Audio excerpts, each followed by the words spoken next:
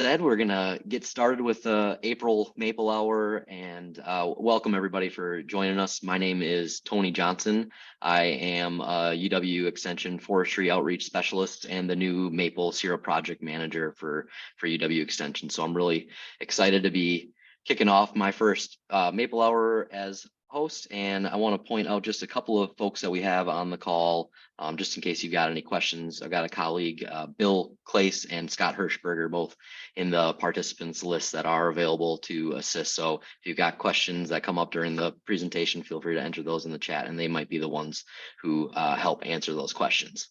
So with that said, I'm going to turn us over to tonight's topic of conversation. So we're going to be talking about the end of the season cleanup with Theresa Baroun. So Theresa Baroun has been making maple syrup since childhood and continues the tradition with her family operation in De Pere, Wisconsin. Besides making maple syrup, they make many different value-added products, including maple cream, maple candies, cinnamon maple syrup, bourbon maple syrup, honey maple syrup, and maple cotton candy. And I'm gonna ask her about that at the end of the conversation tonight. But she is also the executive director of the Wisconsin Maple Syrup Producers Association, and she enjoys working with the Maple Syrup Producer Association members, teaching folks about the maple syrup industry and promoting the use of Wisconsin maple syrup. So hi, Theresa. Thank you so much for joining us.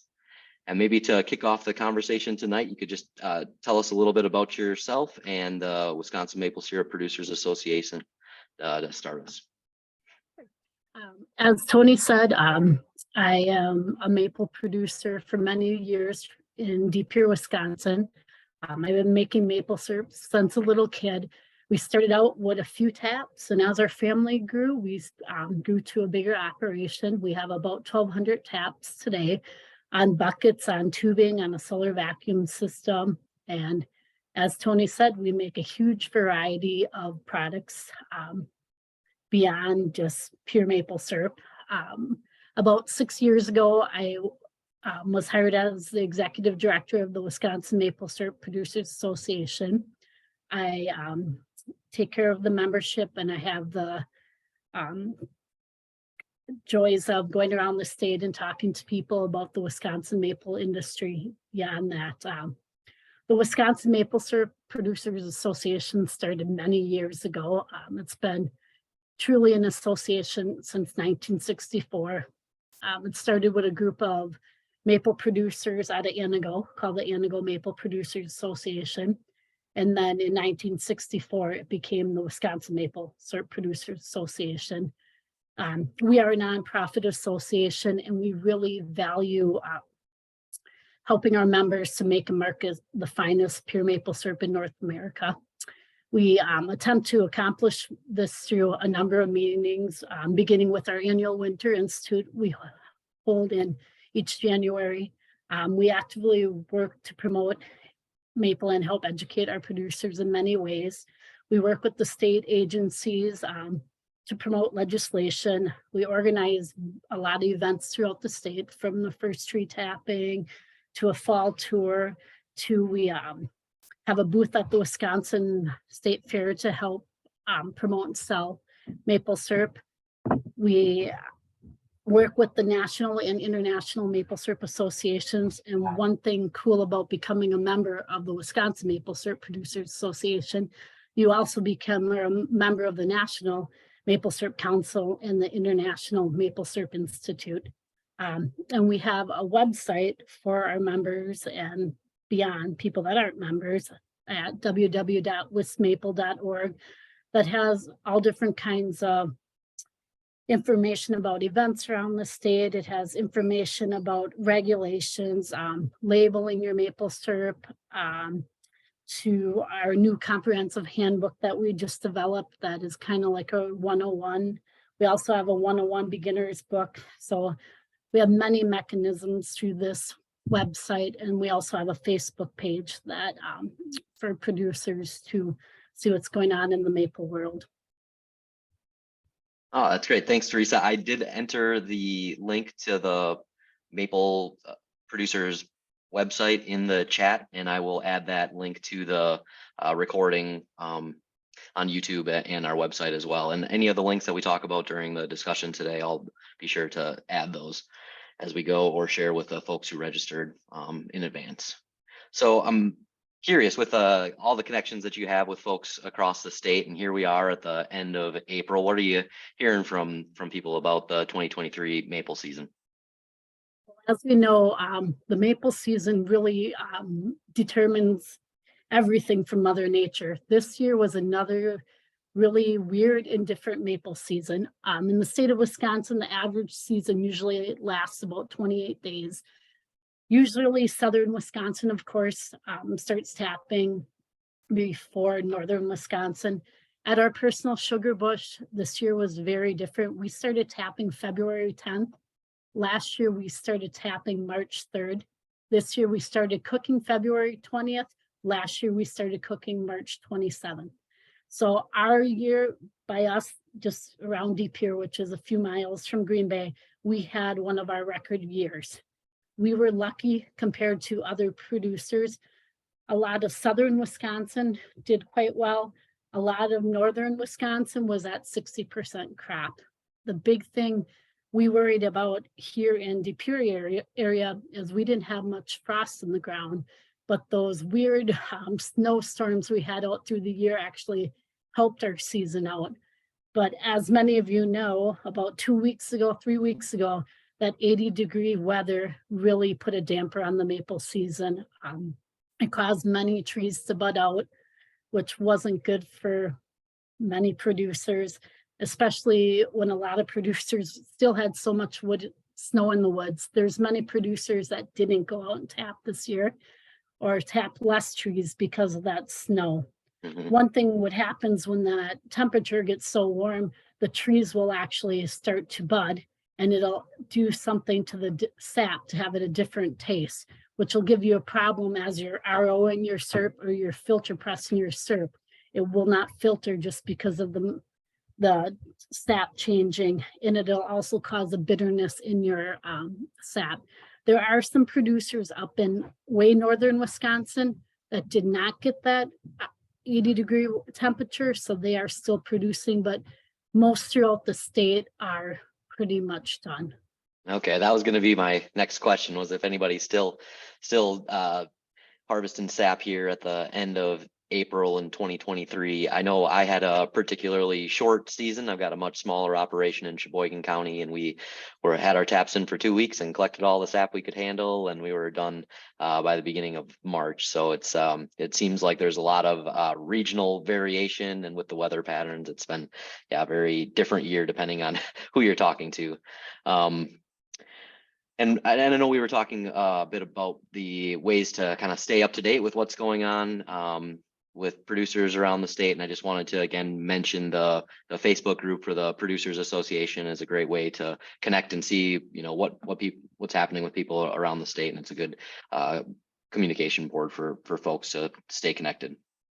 But with that, we're going to transition to the meat of the conversation tonight and talk a bit about cleanup. So I was thinking we could start with some kind of basic best practices, go through the whole run of the operation, keep it pretty general, and then open it up for questions. Does that sound good?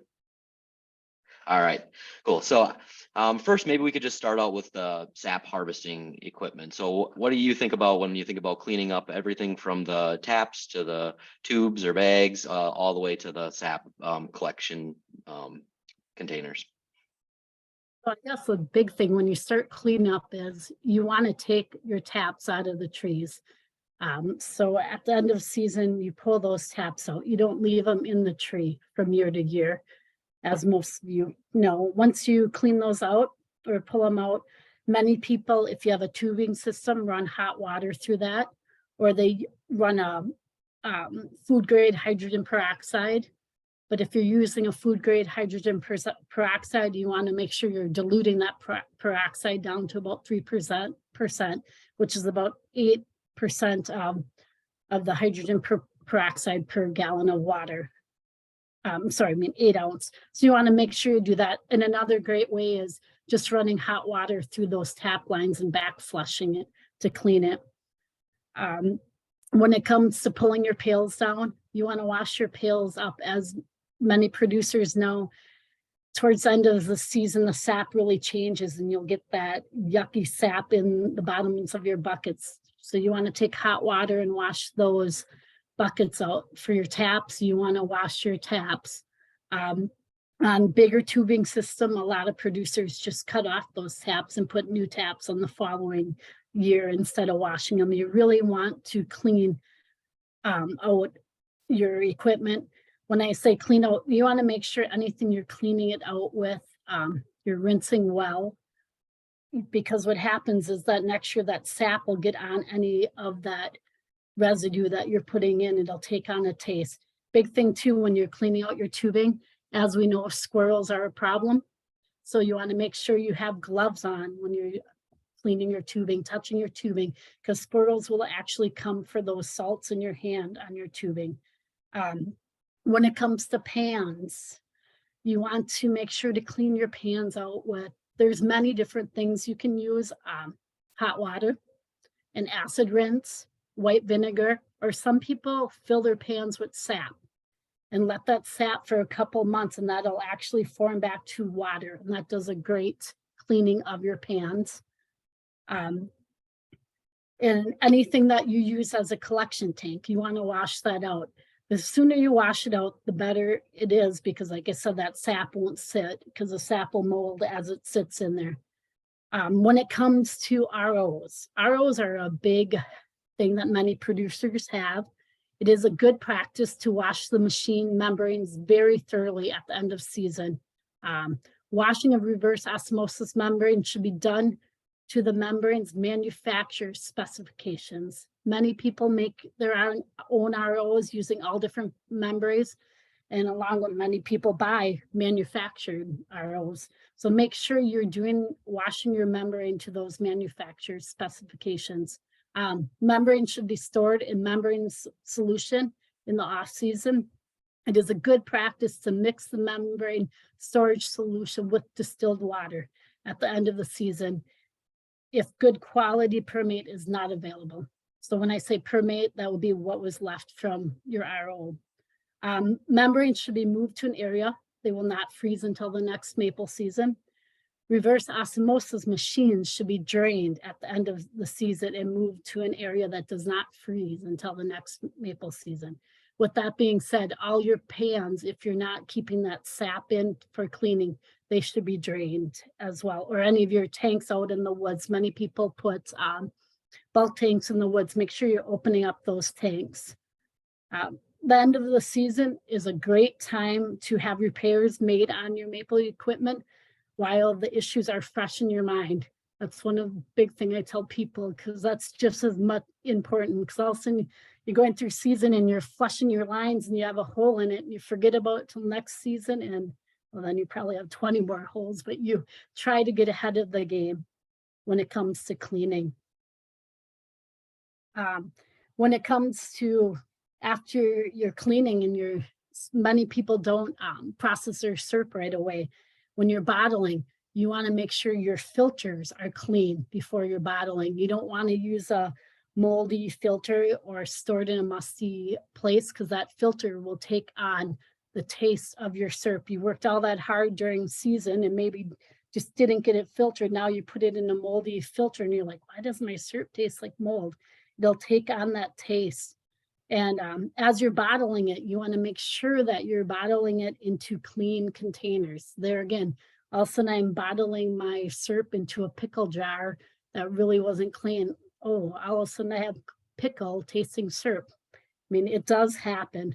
So, and when it comes to bottling, you want to make sure you're bottling at that 190 to 195 degree.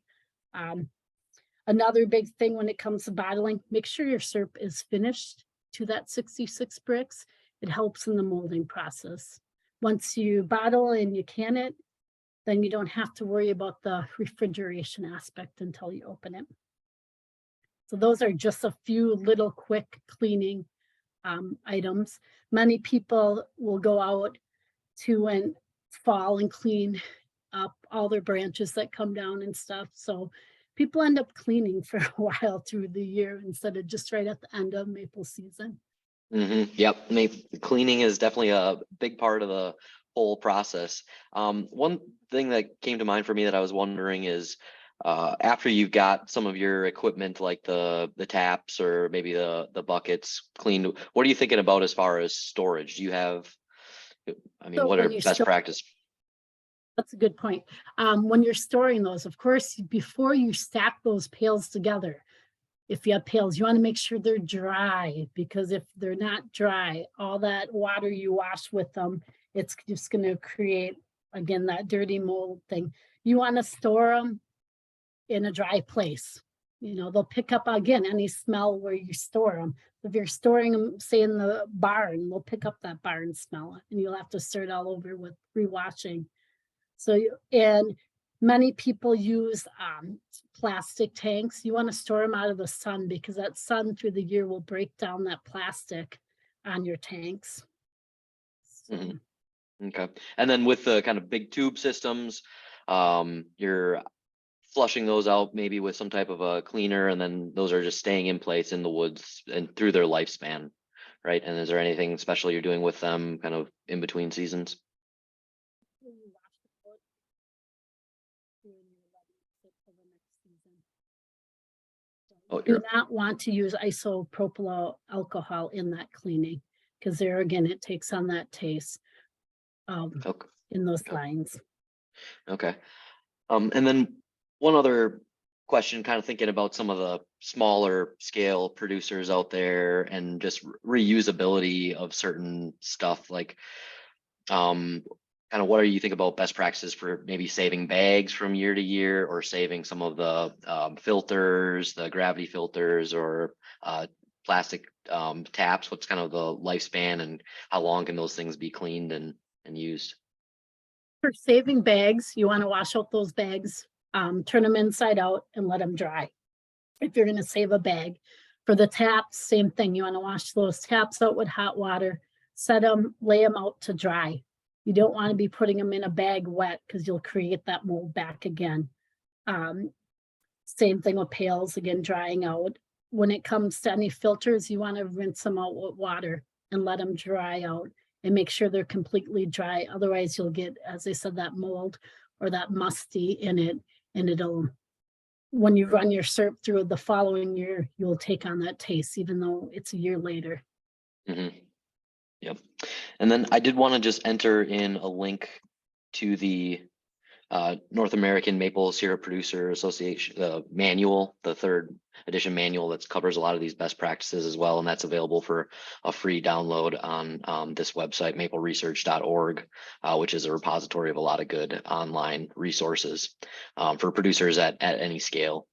Um, and I guess that kind of covers what I was thinking about as far as the cleanup of the operation. The one other thing that comes to mind, kind of in light of some of the things that folks can be thinking about their sugar bush, is that sometimes maple season can be hard on access roads or trails. It's just that kind of wet time of the year, and it might be a good time to think about doing some of that trail and access maintenance once your maple operation is cleaned up. But I'm not sure if anything else like that comes to mind. Otherwise, we can transition on. As you're saying, Tony, as we all know, this maple season was very muddy for many producers. Yes, it's a great idea to go back and even out those trails when you left those roots, because they just don't go away. So take out that disc along the way, and you might want to even your trails out Mhm. as much as you can. Okay, great. Well, before we transition to questions, oh, actually, we got one here in the chat. Do you do anything special when storing buckets and bags to keep them clean? Wash them out with that warm water and let them dry. In our personal sugar bush, we stack all our pails. We don't use bags. Many people, once those are dry, they turn those bags back around, and just lay them flat till the following season. Again, you want to, wherever you're storing those, you want to keep them where there would be no rodents, no squirrels. So they would come and chew on those bags. So Mhm. you just want to keep them in a clean, dry place. Yeah, I know. Once And one they of the other things that I learned about the bags is in the storage, like you said, to just lay them flat and not fold them over, because those folds over time can become weak points in the plastic. And so it is, yeah, definitely good to keep them dry and flat, and Yeah, so again, we can open up questions in the chat if you'd like to add your questions there, or else I'll just wanted to ask Theresa about, you know, things that she's excited to make with her maple sugar this year. We talked about a lot of the different products, and maybe there's something that you're particularly excited about that other folks might be interested in trying with their product too this year. But just curious. When it comes to maple sugar, we love making maple cotton candy, using that sugar to make maple cotton candy. I don't know many producers can make it with straight maple. You do have to add a cane sugar into it, just because the maple is so, when you're cooking it in the cotton candy machine, when you're making your cotton candy, it needs the white sugar to get a better consistency on that cotton candy. We make a lot of kitty cocktails with our maple sugar. It's kind of cool. We just started working with a local restaurant that they use the maple candy as their maple sugar cube into Oh, their nice. old fashions. So maple is really becoming a staple for many things. And when it comes to maple sugar, a lot of people are substituting like maple syrup for your normal sugars in their recipes Mm-hmm. Yep. because it's better for you. Very neat. We've got a question here. Where can I find your recipe for making maple cream? Got any tips, recipes for maple cream? So when we make maple cream, we cook it to 234 degrees. And then, so we cook it till it reaches that temperature, and then we let it cool in an ice bath. And then it'll actually kind of become a taffy state. Then we take it out of that ice bath and we let it get to room temperature. We're lucky we have a maple cream machine for putting it in that oscillates it, but you can do the same thing using a KitchenAid mixer. A hand mixer, it might take you a long time. The big thing when you're cooking that maple cream is to make sure you cook it to the right temperature. Being said that, because if you don't get it to the right temperature, you'll get that runny cream, or it can get too hard and you'll be mixing it and you can burn out your mixer doing it that way as well.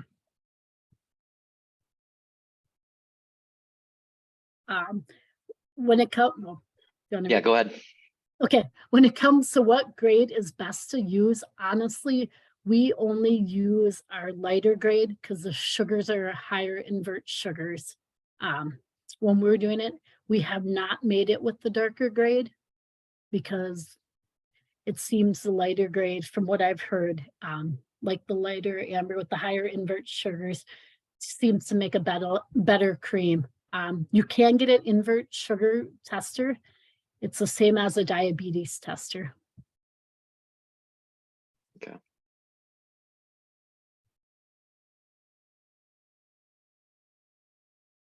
All right, got another. Oh, it just says thank you. Okay. Great. Well, we can give it another minute here, see if there's any other questions that come in, but I just want to say thank you so much for your time tonight, Theresa. As I mentioned at the top of the hour, we will be posting this recording on our YouTube channel and the Maple Extension website. And I think, you know, we should probably schedule a Maple Hour that talks about maple foods, different ways to cook with it. And I think that might be a fun topic to cover in a future Maple Hour. So we got one more question here about how many seasons you can reuse bags and buckets. So we've been reusing the same bucket since I was a little kid. As long as you're cleaning them each year, letting them dry and storing them, you can keep using it. When it comes to bags, once those bags become brittle, that's when you want to start getting rid of them. Bags have they're really reasonable in price. So many people don't take the chance of not reusing bags from year to year just for the fact that they might get holes in it, but you can reuse them again until they're brittle. I mean, you'll know by when you put them out and they break at the steam. So yeah, a lot of that is due to sun exposure and just kind of the conditions that they're stored in. Could be, you know, 2 years or more, but all right.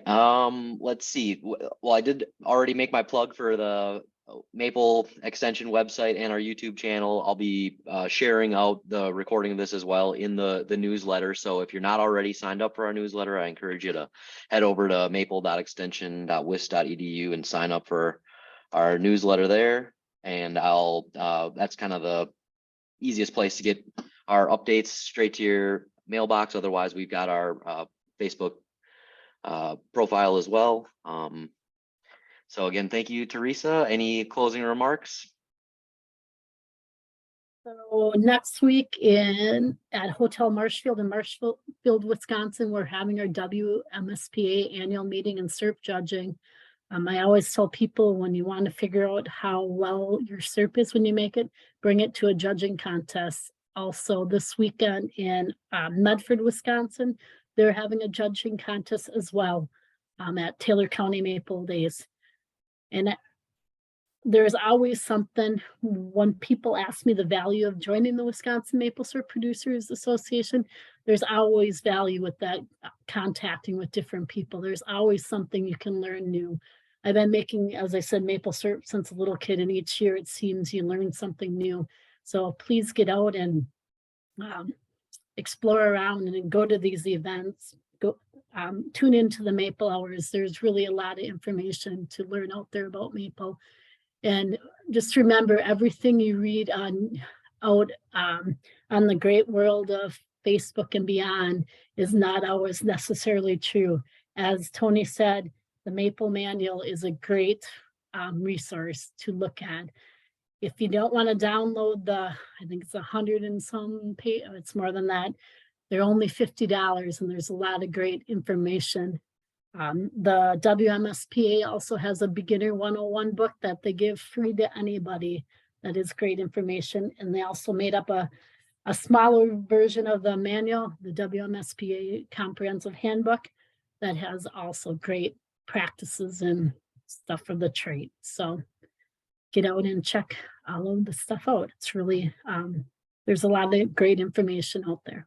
Yep, good stuff and a fun community to be involved with. So I did enter again the link to your website that's got the information about the annual meeting coming up this weekend that has the maple judging going on. And then also I've got a link in here to the Taylor County Lions Maple Fest coming up April 29th. So thanks again. Thanks everybody for tuning in to the April edition of the Maple Hour. We're going to be putting together the annual program and sending that out via our newsletter. So stay in touch there and on our Facebook, and hope to see you next month.